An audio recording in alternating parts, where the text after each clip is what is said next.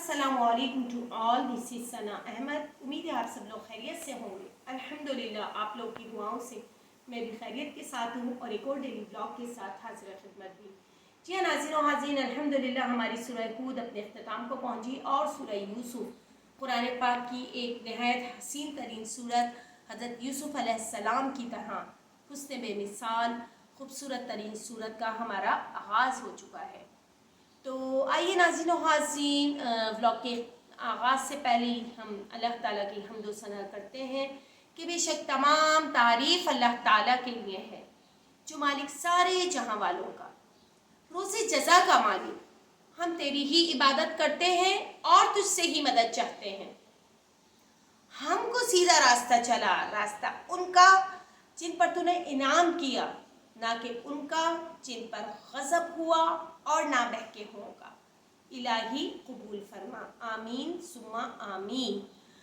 नाज़रीन व हाज़रीन, सूरह यूसुफ अपनी फजीलत और बरक़ात के मुनासबत से बहुत ज़्यादा फजीलत वाली सूरत है ये, और बहुत ही खूबसूरत सूरत है।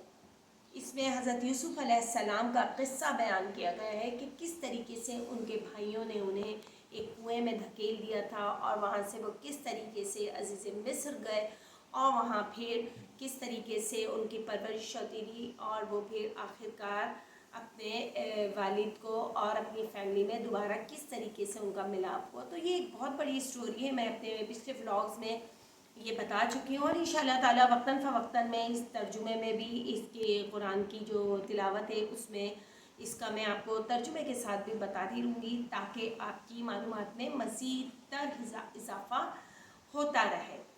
तो आइए नाज़रीन व हाज़रीन, सबक का बाकायदा आगाज़ हस्ब मामूल ताऊज़ और तस्मिया से करेंगे। आऊज़ु बिल्लाहि मिनश शैतानिर रजीम, बिस्मिल्लाहिर रहमानिर रहीम।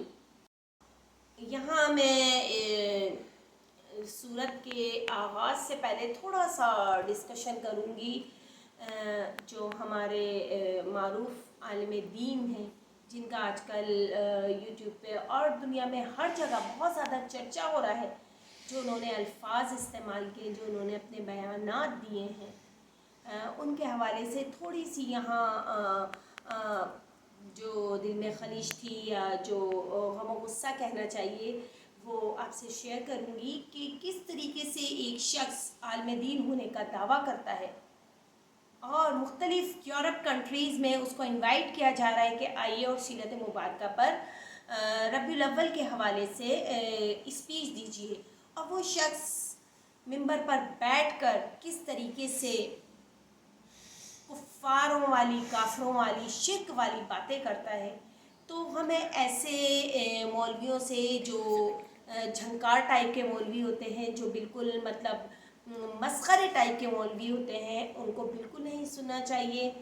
उनके बयानात पर पाबंदी लगा देनी चाहिए। जिस तरीके से वो हमारे मुल्क में और पूरी उम्मत मुस्लिमा में इंतशार फैलाने की नाकाम कोशिश कर रहा है, किस तरीके से वो कह सकता है कि नबी पाक सल्लल्लाहु अलैहि वसल्लम की जो शख्सियत है, नाउज़ुबिल्लाह माज़अल्लाह, हमें उन्हें फॉलो नहीं करना चाहिए क्योंकि नाउज़ुबिल्लाह वो अनपढ़ थे, जाहिल थे, नाउज़ुबिल्लाह मेरे मुंह में खाक के किस तरीके से वो शख्स बासानी साहबा कराम को, हुज़ूर पाक सल्लल्लाहु अलैहि वसल्लम की ज़ात को और कुरान पाक को निशाना बना रहा है। तो नाज़रीन व हाज़रीन, हम सब एक उम्मती होने, मोहम्मदी का उम्मती हैं, हम मोहम्मद सल्लल्लाहु अलैहि वसल्लम के उम्मती हैं। इस हवाले से हमें इस शख्स का मुकम्मल तौर पर बाइकआउट कर देना चाहिए, उसके बयानात को, उसकी तशरीहात को, इवन उसने जो रुजूनामा किया है, जो उसने माफ़ी तलब की है, उस तक को हमें रिफ्यूज़ करना चाहिए।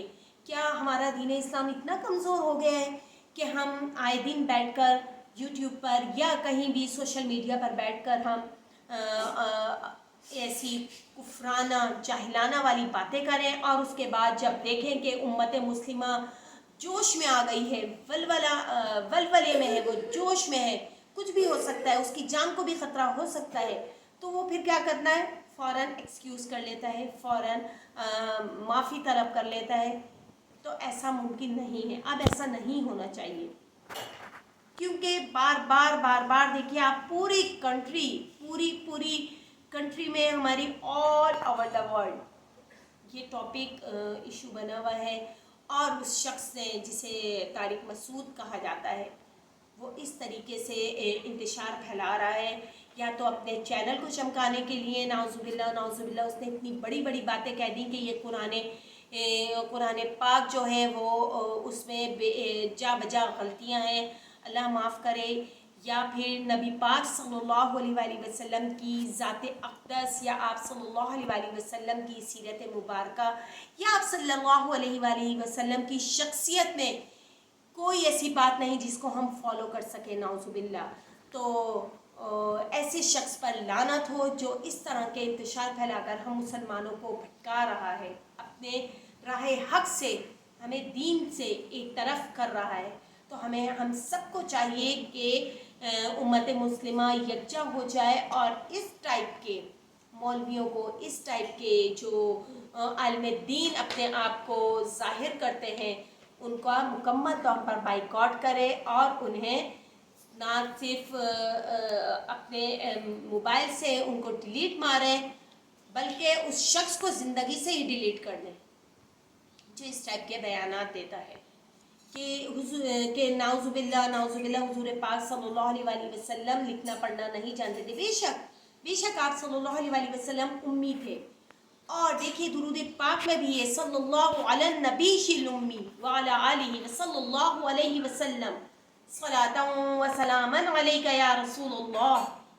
جس شخصیت کا، جس سیرت مبارکہ کا عرش سے لے کر فرش تک دھوم مچی ہوئی ہے، آپ اس کی شخصیت پر انگلی اٹھاتے، آپ ان کو وہ کہنا چاہتے ہیں نعوذ باللہ اپنے منہ سے کہ نعوذ باللہ آپ صلی اللہ علیہ وسلم ان پڑھ جاہل تھے. بے شک آپ امی تھے. امی کسے کہتے ہیں؟ جس نے کسی سے لکھنا پڑھنا نہ سیکھا ہو. کسی میں ہم اور آپ شامل ہیں، نہ کہ اللہ تعالیٰ. حضور پاک صلی اللہ علیہ وآلہ وسلم کو تو اللہ تعالیٰ نے لکھنا پڑھنا سکھایا، اللہ تعالیٰ نے ان کو غیب کا علم دیا.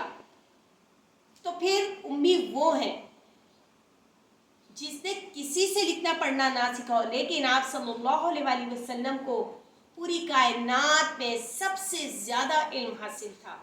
یہ معجزات ہیں. یہ آپ صلی اللہ علیہ وآلہ وسلم کی اللہ تعالیٰ کی آپ صلی اللہ علیہ وآلہ وسلم سے بے حد محبت کا اظہار ہے کہ آپ صلی اللہ علیہ وآلہ وسلم کو اللہ تعالیٰ نے غیب کا علم عطا فرمایا. اور جہاں وہ یہ سورہ الگ کا کی جو ہے وہ گرامر بیان کر رہا ہے وہ شخص کہ دو زبر کی تنوین کے بعد جو ہے ہمیں اس میں وہ نہیں پڑھنا چاہیے لَنَسْفَعًا بِالنَّاصِيَةِ. تو بھائی میرے دو زبر کی تنوین، دو زیر دو زبر دو پیش کو تنوین کہتے ہیں. اس کے بعد اگر حرف با آ جائے تو وہاں قرآن پاک میں چھوٹی سی میم، یہ تو میں اپنے سبق میں بھی بتاتی ہوں، مجھ جیسا شخص مجھ جیسی عورت جو قرآن پاک کی محدود تعلیم حاصل کی ہوئی ہے، میں نے محدود گرامر میں نے پڑھی ہوئی ہے، جو علم ہے میں وہ آپ تک ڈیلیور کرتی ہوں. تو یہ قلاب کا قاعدہ کہلاتا ہے کہ تنوین کی آواز کو میم میں بدل کر پڑھ لیں. اس کو اقلاب کہتے ہیں. لَنَسْفَعًا بِالنَّاصِيَةِ. تو یہاں کوئی غلطی کی گنجائش نہیں ہے. اور اگر میری عقل اور شعور اس بات کی طرف اشارہ کرتی ہے کہ اگر اللہ نہ کرے اگر مگر والی تو بات ہی نہیں کرنی چاہیے، لیکن اس شخص کو جواب دینے کے لیے، یا جو بہت سے لوگ ہیں جن کے دلوں میں تجسس پیدا ہو گیا ہو دل و دماغ میں، تو وہ یہ کفاروں والی بات، کافروں والی بات اور ان تمام باتوں کو اپنے ذہن سے بالکل ڈیلیٹ کر دیں اور جیسا ایز اٹ از قرآن اترا ہے اس کو ہمیں ویسے ہی پڑھنا چاہیے.